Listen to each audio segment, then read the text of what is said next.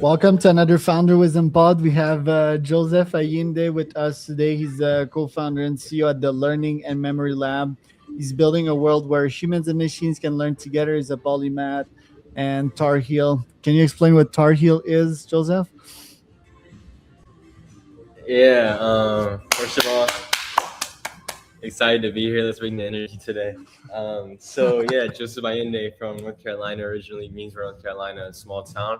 Tar Heel, I went to University of North Carolina at Chapel Hill, the Tar Heels for my undergrad. So anyone who's a Tar Heel knows that once you're a Tar Heel, you're forever a Tar Heel. So I'll hold it close to heart. There you go, dude. So, what are you building? Like, what brought you into that interesting company that you're running now? Yeah, so what am I building? So right now I'm building Lucy, the world's first AI native learning and development platform for humans and machines. So how did I get here? Why did I get interested in learning and development, human learning, machine learning in general? So ever since I was younger, I'm really interested in something called neuroplasticity. It's our brain's ability to rewire itself due to experience. And got drawn to that and wanted to study science in my undergraduate and started to learn more about how our brain works. Specifically, one of the things I learned about was human learning and memory and the mechanisms behind that. I took a class called the Science of Learning in my undergrad, my sophomore year. And then my sophomore year summer, I went to Australia. I was the world's first undergraduate intern in the world's first computational neurosurgery lab at the Australian National Institute of Health Innovation. And there I was working directly under an MD PhD. He had his PhD in computer science and his MD in neurosurgery. And he would perform these like crazy operations like robot assisted neurosurgery, all these different things like neuromodulation.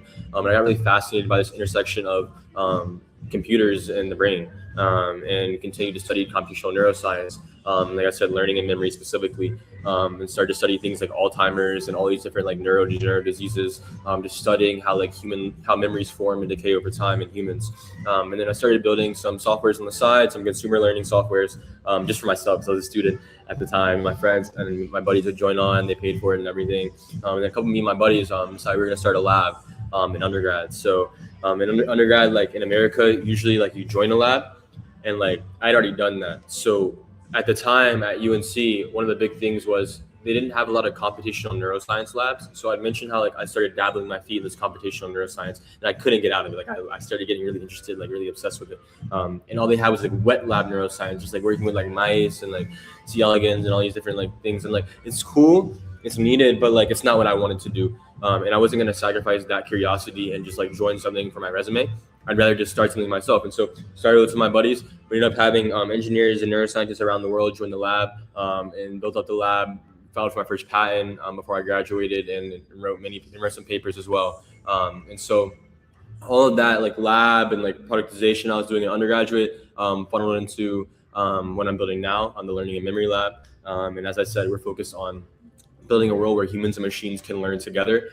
Even outside of the software that we're building right now, long term, we either want to build our hardware, partner with a hardware company to focus on something called human machine memory integration. So moving past just like learning and memory into things like neurodegenerative therapeutics to help rehabilitate the ability to learn or remember in people who lose that ability.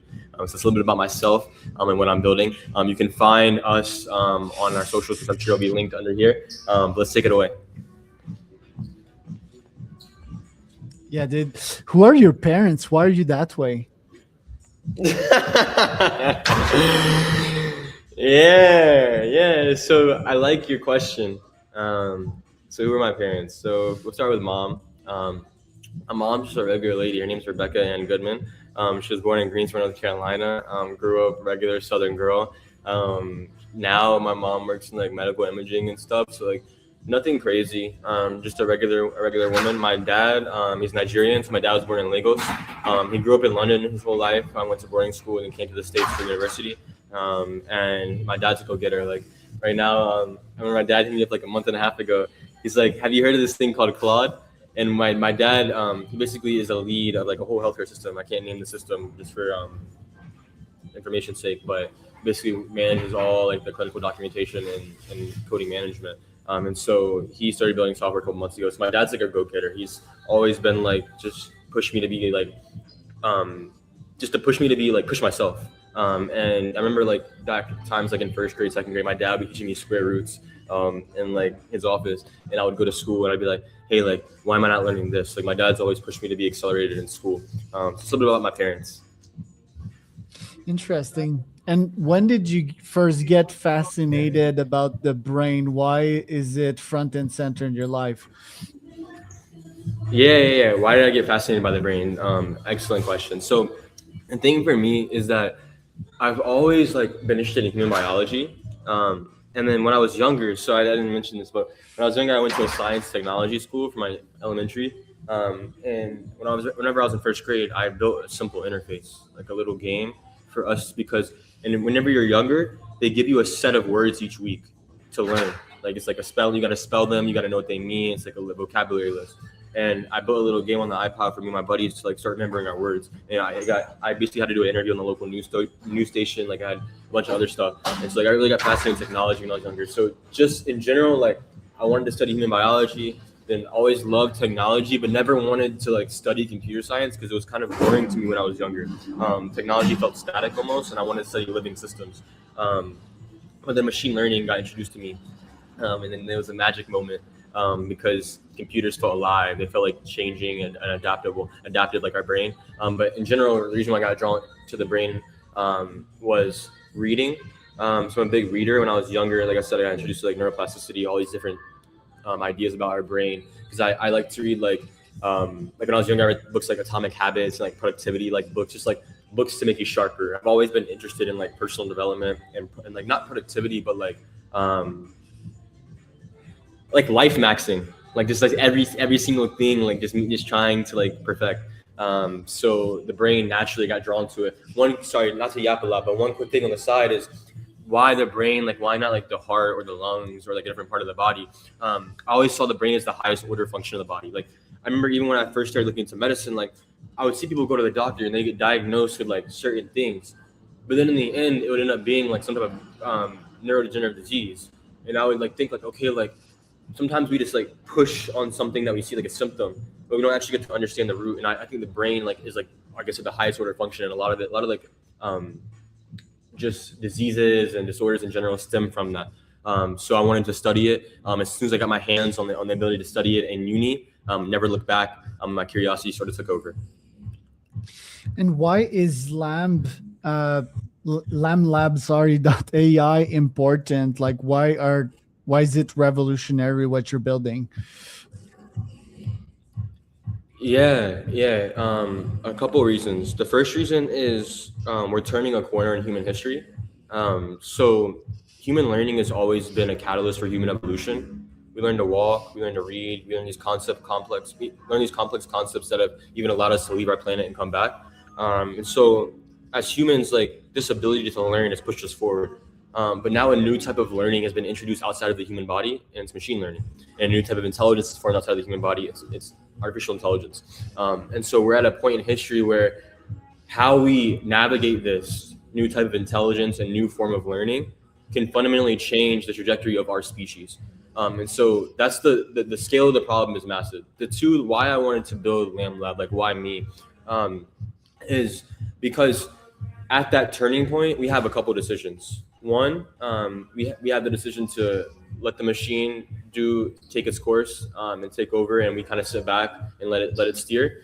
Or two, us as humans can see this as a tool that we built, just like any other tool, like the calculator, the printing press, electricity, any other invention that we've had in human history, used as a tool to propel us forward. And for me, I think learning is one of the most personal things as humans. Like I said, we've learned to do all these different things that have pushed us forward as a society. So it was one of the issues I thought would be most important to tackle in terms of machine learning. So at first I started doing research on the intersection of machine learning and human learning, and then landed on this issue of learning and memory because I was inspired by, I don't know if you know who Demis Savisa is. He's a cognitive neuroscientist, now famously the CEO of DeepMind.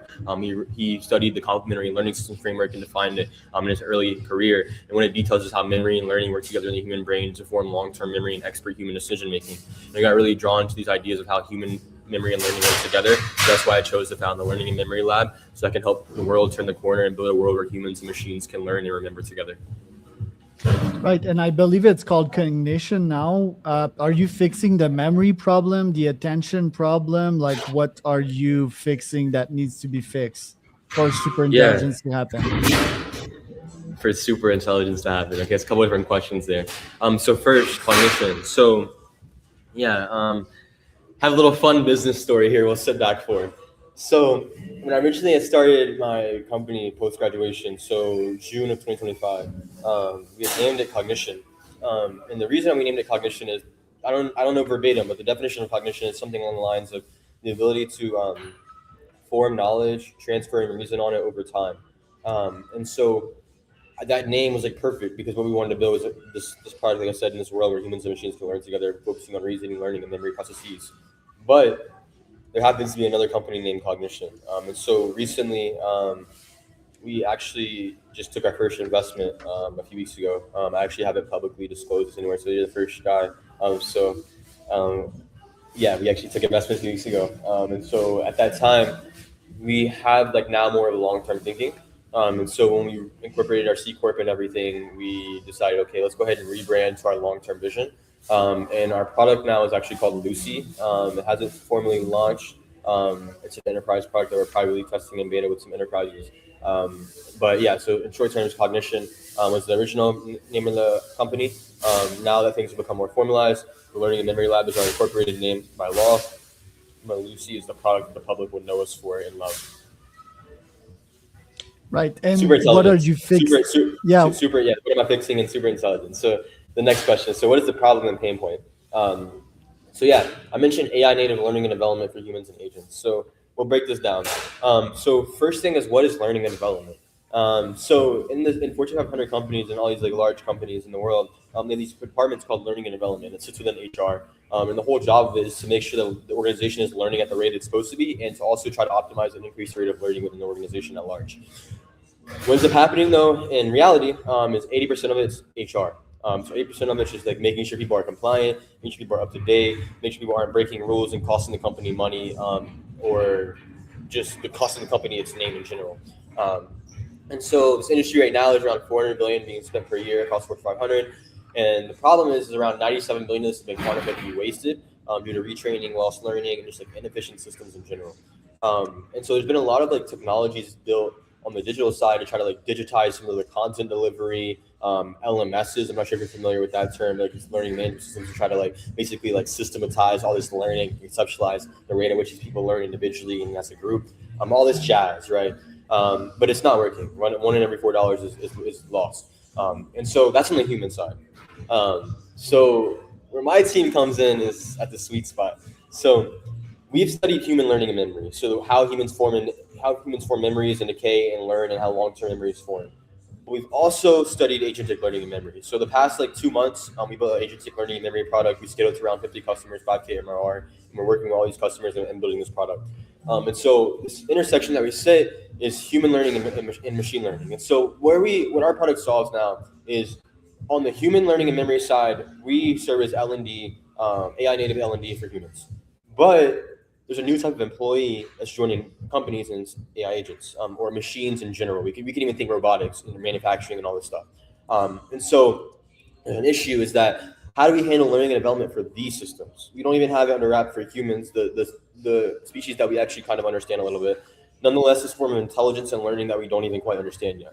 And so that's where we come in. And for these organizations, we focus on learning and development for humans and agents looking ahead, making them AI native, helping them get ready for this era of agents. And so what our platform looks like, Lucy, it handles onboarding, training, reskilling, govern memory for agents. It's just a ton of offerings on our platform.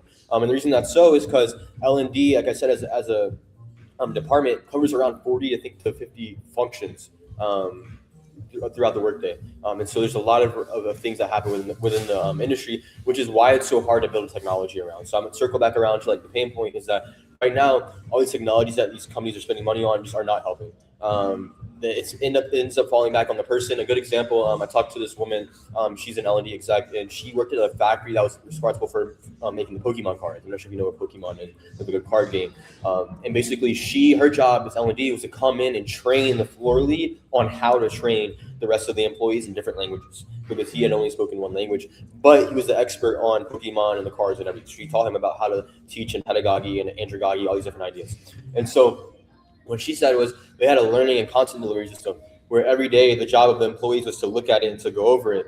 But what happened is at the end of each day, they would just go back and ask the human, like how we all would, like, hey, how do I do this? And then he would end up getting taken out, taken out, taken out. So what they wish they would have had is like a companion where like the people on the floor could just talk to it, like, hey, like this is what I'm doing, this is what's not working. And then a video of the guy who knows how to do it gets sent to them in real time. They can look at it and learn by doing.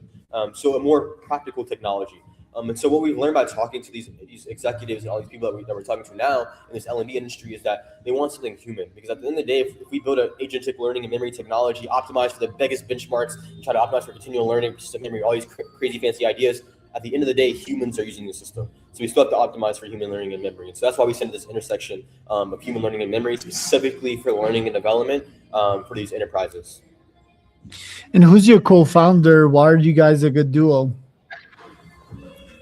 Yeah, so I have two co-founders. So one of them is public. The other one is we aren't so public with right now. Yeah, at this stage, just for particular reasons. Because our research is very particular. I'll get to that later. But my co-founder who is public is Saxena. So yeah, we met in organic chemistry class, which is crazy as hell because like it's like some random ass class in undergraduate. And he saw I was researching and stuff, and he wanted to join on. At the time, he was a sophomore, and I was a junior. And he had just finished up his freshman year summer at Apple and Oracle because his dad is a system architect at Apple. So he's always been fascinated by technology, and he's a scientist as well. So we got really drawn, started working and hacking together, just researching, like not even really building projects, just researching. And he's done.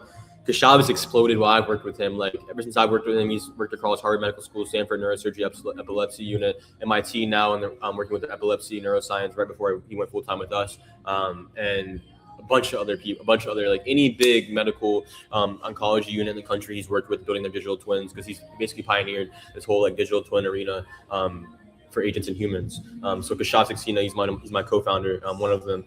He's super cracked guy. Works across the board. One thing about us as co-founders is like we don't have like, oh, this guy does tech, like this guy does like sales, like no, like everyone works across the board. Everyone's a Swiss Army knife. Yeah, so a bit about Keshav. A little fun fact about Keshav. So we all are also versatile outside of tech. So Keshav actually throws a 93-mile-per-hour fastball. He's actually played for the Netherlands youth national baseball team. And he also walked onto the UNC Chapel Hill football team as an undergraduate as well. So we're all very versatile and fun guys on top of like all the tech and science that we do. Man, that's crazy. How do you take care of your brain on a daily basis? You're at the gym right now. People might have noticed the background noise and chaos, but what's your protocols to take care of that brain of yours? Yeah. Hey. That's the protocol. To be present, be alive, be integrated. Even if I'm talking to you, if someone says hey to me, I say, hey, I'm not living in a simulation. Everything is integrated reality. So the biggest thing for me is just staying grounded. And there's no secret formula. I'm still learning. This is the first month I've been officially working for myself on salary and everything. And like, even that's been an adjustment. How do you go about your day? How do you keep yourself accountable? How do you keep yourself responsible? How do you motivate other people within your team psychologically to stay motivated when they aren't motivated? Like all these little different things I'm learning. I'm an avid reader. I'm an avid writer. So that's how I stay grounded, is just doing and forming these habits daily that push me forward 1%. The biggest thing is it's a marathon. And you can't get too caught up in the highs or the lows, and staying level and treating each day as an opportunity just to get better. Any routines of yours? At what time do you get up? Do you supplement? Any weird routines that you exert? Peptide maxing, nah. So routine wise, yeah, I actually am a big routine head. My parents will tell you, this is one thing about me, is even when I was younger in sports, I played youth soccer at the highest level in the United States for Development Academy, and I always had like these extreme routines, like rigid, like working out, saying when I was eating, everything. Even when I got to college, like I was rigid on it. Like I competed with myself, like, hey, I need to eat the right things. Like I want to have the most energy. Like I take electrolytes every day, for instance, just so I can have like maybe like 30 more minutes of energy each day. Like every little thing I see is like optimization. So like I told you earlier, I'm really into that personal performance optimization area, like longevity area as well. So like routine wise, sleep by midnight, up at 5 a.m. every morning, and that's one of my routines. I used to stay up like to like 4 or 5 a.m., get up at like 8 or 9, and then, but now that I'm in this like longer game, I'm transforming from like just being like hacking on projects, making money, to like building a sustainable business, and having customers I report to every day, like having teammates that I report to that rely on me. So forming a reliable schedule is one thing. Two, also just like what I'm putting into my body. So not like using money and all these resources I have now as a tool to just like do things that I should be doing for myself. Like go get the smoothie I need to get. Don't even go get these meal preps I need to get. Like go do all these things to optimize even more, like and feedback and reinvest in myself. I'm big on like YouTube and like learning from others as well. And like one of the big things I see from like my mentors, people I look up to, is like reinvesting. Like never try to pull out, like, and never try to cash out at the stage. Like just reinvest. What's the next thing I can reinvest into to get an edge? A good example would be content. So one thing is like just last week we started doing content across all platforms like LinkedIn. We already did LinkedIn, sorry, TikTok, Instagram, YouTube, Substack, like all these different places, and it's all automated. Like, and none of it's AI. Like, what I mean by automated is I have different people who play different roles and do different parts, but all I do is really just show up, and that takes some money off my plate, right, every single month. But how I see that is like, okay, I'm reinvesting into my business through this content. So it's little things like that where like you're putting money down. Where like, hey, I could spend this on something flashy, something fun, like a new bag, a new Birkin, or I could put this back into my lifestyle and what I'm building, and see it 10x, 100x, and that's what I've done in my lifestyle so far. And I've already seen like the compounding effect. What do other kids think of you? It's a great question. So that's changed. So if you look at me, I have an interesting backstory. I have like 9 lives. So my freshman and sophomore year of undergrad, I was actually in a fraternity. I was in Sigma Chi Alpha Tau. If you look at University of North Carolina and do some research, it's actually one of the largest fraternities at the school. I think I was like only the 3rd ever African American to ever be in that fraternity. One thing about me is I'm mixed. My mom is white, my dad is African, so it's a very weird mix. So I see all this to say is that growing up, a very social kid, like, and a lot of different friend groups, played a lot of sports, like always like was like in all these different groups. And then there's this point in college where I got 2 years in and I was like, shit, dude, for lack of better words, I've been through the girls, the parties, the money, the everything. Like at that time, like I just got a gig for Scale AI. I was making like $3K a week in school, like just like cash loading and just doing what I wanted to do with my boys, and realized that like, okay, like in 2 years I'm gonna be graduating. And the world is fucking changing. And if I don't fucking lock in, then I'm going to be average. I'm going to be median. And realize, okay, I wanted to build a business. I wanted to build this lab. So then left the fraternity, left everything. Like, and I had this big social aura and lifestyle that I like in this one area, and left it and just locked. Everyone knew. I went off socials. You can look at my IG. Like I used to be like all over. Like people would see me pop and all this stuff, like lifestyle, vibing, Big Joe. But then stopped that and went off, and then now it's like a reintroduction. It's like a rebirth of like I spent 2 years in monk mode, just grinding on my lifestyle. While I was in college, I didn't have that much to lose. Like there was very little that I was risking. Like I had such a one thing I'm big on is calculated risk, and I knew that I wanted to start a company. But one thing I also knew is that my dad's a Nigerian, and that if I didn't get something going before I graduated, that he was going to say, "Get your ass to medical school." So I knew I had to start building. And so I started just building in sophomore year, got some grants from the government for my first company, built that up, and learned a shit ton, watched every fucking Y Combinator video on YouTube, was in every fucking Reddit, Discord group about how the fuck to build a company, made every fucking mistake possible that a founder could fucking make at my age, and learned so fucking much, to the point where when I graduated, I had the opportunity to bet on myself. Which I did, and within like I think 6 weeks of moving to the actually no, within 4 weeks of moving to the Valley, we got funded. There you go, dude. Who'd you look up to nowadays? Last question. Yeah. Great question. So a couple, honestly, like a few different people. I know that's a boring answer, but obviously like Jensen, Jobs, Gates. I would say weird people, like even like the founders of Reddit, founders of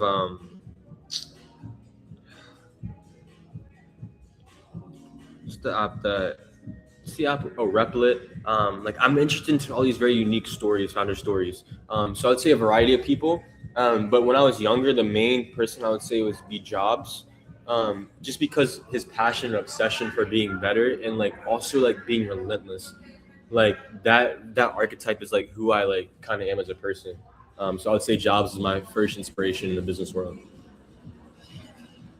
I love that, dude. I love that. Yeah, you're brash and you don't have a filter, right? Like that's good. You have like unparalleled energy. I love that. Definitely would bet on you. So let's have like other conversations after the podcast. Where can people find out more about you, Joseph? Yeah. So on IG, my team runs our IG. You can find me at josephayende.business or joseph.ayende. And then on LinkedIn, to search up my name. On X, it's Joseph Ayinde underscore. And then on YouTube, you can search up my name, and hopefully we can coordinate Charles, put a link in the description, because I don't know my YouTube handle by heart yet. I'm not built like that. Yeah. There you go, dude. So that was